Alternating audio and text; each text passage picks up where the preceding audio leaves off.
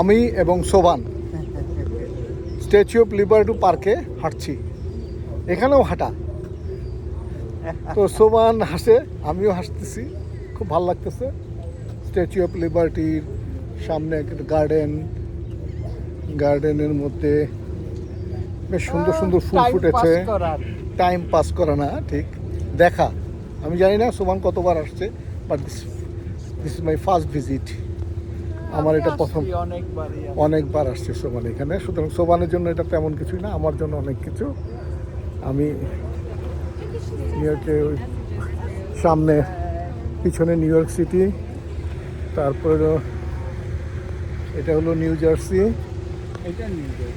এটা new jersey, আর ওইটা হলো নিউ ইয়র্ক ডাউনটাউন।